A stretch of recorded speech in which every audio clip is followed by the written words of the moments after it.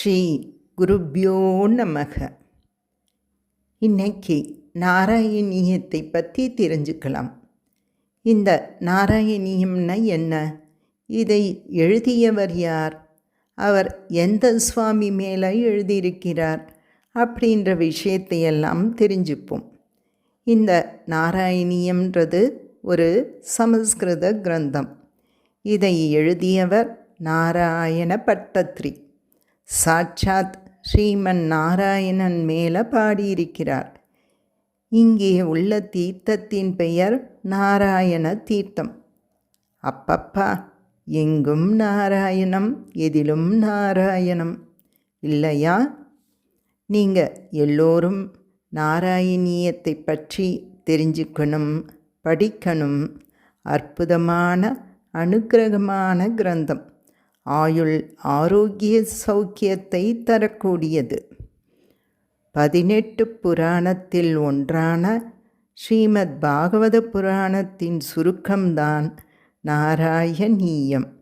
ஸ்ரீமத் பாகவதத்தில் 18,000 ஸ்லோகம் அப்படின்னா நாராயணீயத்தில் 100 தசகம், 1036 ஸ்லோகங்கள். ஸ்ரீமத் பாகவதம் தத்துவத்தையும் பக்தியையும் கருத்தாக கொண்டது. நாராயணீயத்தில் அவருடைய பிரேம பக்தியை மட்டுமே பட்டத்ரி சொல்லியிருப்பார்.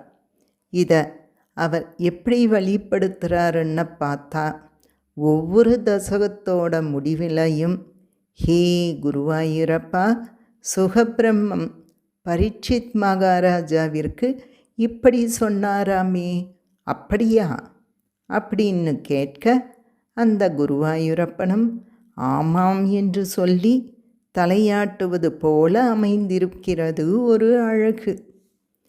ஒரு பக்தனுக்கும் பகவானுக்கும் உள்ள அன்பின் ஆழத்தை எவ்வளவு அழகாக சொல்கிறதுன்னு பார்க்க முடியுது. அவருடைய முதல் தசகத்தில் விஸ்வபீடா பகத்யை அப்படின்னு ஆரம்பித்து 100வது தசகத்தில் ஆயுள் ஆரோக்கிய சௌக்கியம் அப்படின்னு முடிச்சிருப்பார். என்ன சொல்கிறாருன்னா, உலகின் நலனுக்காக ஆயுளையும் ஆரோக்கியத்தையும் சௌக்கியத்தையும் தரட்டும் அப்படின்னு உலகத்தையே தன்னுடைய குடும்பமாக பாவித்து ஒரு பொது நலனுக்காக வேண்டுகிறது. இன்னொரு அழகு. இப்போ நாம் நாராயண பட்டத்ரியை பற்றி கொஞ்சம் தெரிஞ்சுப்போம். கேரளாவில் மேல்பத்தூர் என்கின்ற ஒரு கிராமத்தில் நல்ல ஒரு சாஸ்திரோத்தமான ஒரு குடும்பத்தில் பிறந்தவர். இலக்கணம் கற்றுக்கிறதுக்காக அச்சுத பிசாரடி என்று ஒரு குரு கிட்டம் போய் கற்றுக்கிறார்.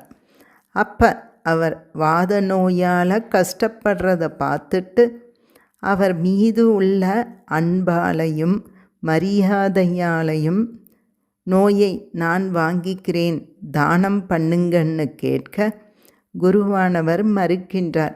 இவருடைய பிடிவாதத்தின் காரணமாக கொடுக்கின்றார். கொடுத்த உடனே குருவிற்கு நோய் குணமானதை பார்த்ததும் ரொம்ப சந்தோஷமானார். கர்ம வினையால் இவருக்கு வந்துடுச்சு. எப்படி போக்கணும்னு பார்க்கும் பொழுது குருவாயூரப்பனுக்குத்தான் சக்தி இருக்கு என்று குருவாயூருக்கு போய் சந்நிதியில் உட்கார்ந்து ஒவ்வொரு தசகமாக பாட ஆரம்பிக்கின்றார். 99வது தசகத்தில், பகவானே, நீதான் எனக்கு, உன்னை விட்டா வேற கதி இல்லை என்று என் நோயை போக்கி அருள மாட்டாயா என்று கேட்கும் பொழுது அந்த க்ஷணமே காட்சி கொடுக்கின்றார். எந்த காட்சி? வைகுண்டலோக காட்சியை பட்டத்ரிக்கு காட்சி கொடுக்கின்றார்.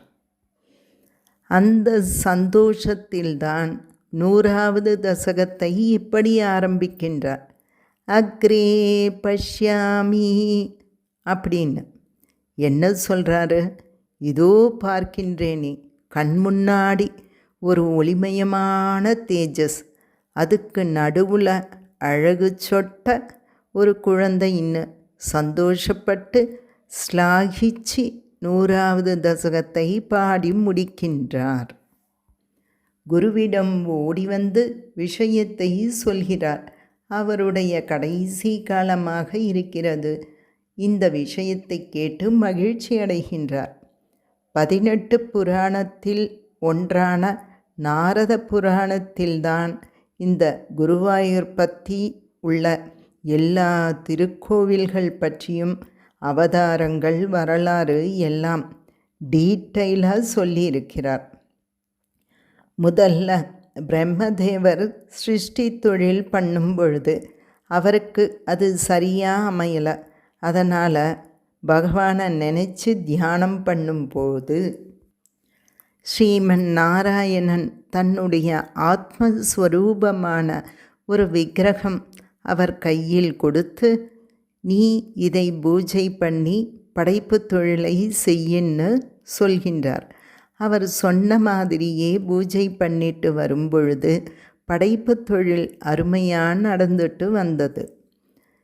அப்புறம் ஸ்வாயம்பு மன்வந்திரத்தில் நவப்பிரஜாபதியில் ஒருவரான சுதப்பஸ் பிருஷ்ணிக்கும் குழந்தை வேண்டி பிரம்மதேவனை தியானிக்க பிரம்மா தான் பூஜை செய்த விக்கிரகத்தை கொடுக்க பகவானே விருஷ்ணிகர்பன்ற பேரில் திருவவதாரம் பண்ணுறார்.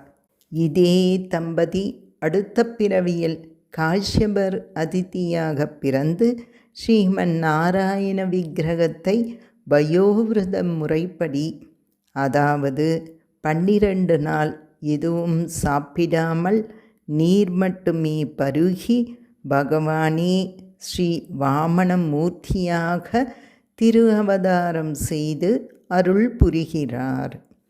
துவாபர யுகத்தில் அந்த இதே தம்பதியர் வசுதேவர் தேவியாக பிறந்து பகவான் ஸ்ரீ கிருஷ்ணராக திரு அவதாரம் செய்து அருள் புரிந்தார். அப்படி கிருஷ்ணராக திரு அவதாரம் பண்ணியவர் தானே இந்த ஸ்ரீமன் நாராயண விக்கிரகத்தை தொடர்ந்து பூஜை பண்ணிட்டு வர்றார். அப்படி இருக்கும் பொழுது தன்னுடைய பக்தனான உத்தவரிடம் கொடுத்து சொல்கிறார், என்னுடைய வேலையெல்லாம் முடிந்துவிட்டது, கிளம்பும் சமயம் வந்தாச்சு. இன்னும் 7 நாட்கள் இந்த துவாரகா கடலில் மூழ்கிடும். இந்த விக்கிரகத்தை ஒரு நல்ல இடத்தில் பிரதிஷ்டை செய்.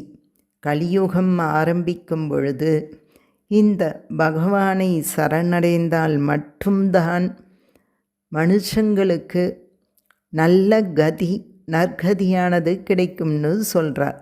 சொன்னபடி துவாரகை கடலில் மூழ்க, விக்கிரகம் நீரில் மிதக்க, இதை பார்த்த பிரகஸ்பதி வாயு பகவானினுடைய உதவியால் விக்கிரகம் மீட்டெடுத்து வான்வழியாக எங்கு பிரதிஷ்டை பண்ணலாம்னு பார்க்கும் பொழுது பரசுராம சேத்திரமான கேரளாவை பார்த்து சிவபெருமான் மம்மியூர்னு ஒரு இடத்துல தியானம் பண்ணுறதை பார்க்கிறார். அவருடைய சஜஷன் படி நாராயண சரஸோட தெற்கு பக்கம் பிரதிஷ்டை பண்ணுறார். குருவும் வாயுவும் சேர்ந்து பிரதிஷ்டை பண்ணதால் குருவாயுன்னு பேர். இங்கே இருக்கிற ஸ்ரீமன் நாராயணனுக்கு குருவாயூரப்பன்று பேர். ஸோ அப்படி பிரசித்தமான சேத்திரம். நாமளும் இந்த கிரந்தத்தை சொல்லி துதிப்போம். ராதே கிருஷ்ணா.